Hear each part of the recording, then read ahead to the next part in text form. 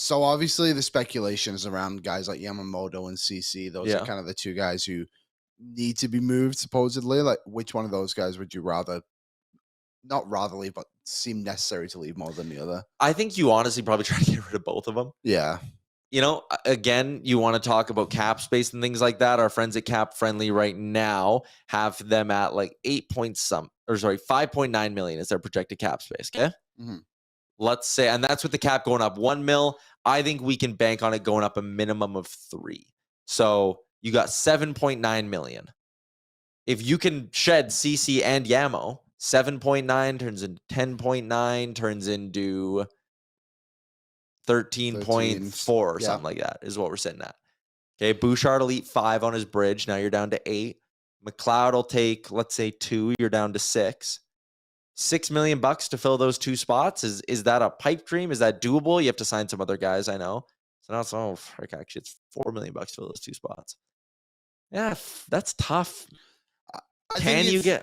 They are in a situation that they would be.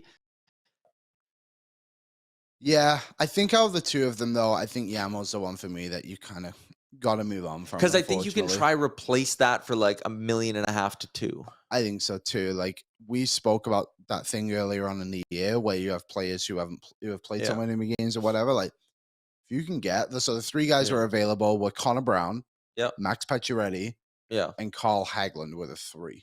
With that injury, and basically the reason you're bringing them up is they're eligible to be signed to bonus laden deals where the cap is low this year, and if they score X amount of goals, play X amount of games, whatever you negotiate with them, the cap bonus will push to next year. I think you got to try and weasel your way into one of those deals, and I think you got to get Connor Brown. I think he's the guy. You have to, yeah, and he could just be a very good replacement for Yamo on the right side. For me, like, CC is such an interesting one because he's really a tale of 2 stories. Year 1, he was very good, very reliable. Year 2, not very reliable, almost a complete opposite. And I think a detriment at times. Yes, you really have to get away from that Nurse and CC pairing, I think, in one way or another. So I'm not sure how they really manage that, but if I had to pick one, I think Yamo's got to go because you need more impactful players in your top 6. Yeah, totally. I wonder, again, like, finding value deals is going to be important for this team, right? Like we talk about Ryan and Janmark. I really think there's a chance Derek Ryan comes back for like $950K. I think you're going to have Dylan Holloway play on his ELC all next year. I think you're going to hopefully try to get one of Bourgault or Lavoie in this lineup on a consistent basis, and that's going to help as well. I don't know if Klim Kostin comes back for $1.2 million or if he says not worth it, I'll go back home. That's something that could definitely happen. It'll be interesting to see how they fill out the bottom parts of this roster, because how you do that will depend on how comfortable you are moving Yamo. Because it would be a win to go Yamo out, Connor Brown in on a $2 million contract. You save $1 million and get a better player. Yeah, and then you can bonus it.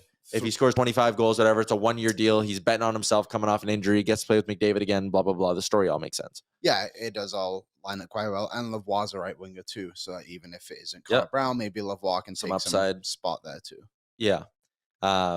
So I think the reason to be optimistic, like, there's room for improvement, but the major pieces are back. And I think that'd be my answer to the Sherwood Ford Giant offseason question for the day of why should we be optimistic for next season. Tyler Mulick is in. He says go get Susie.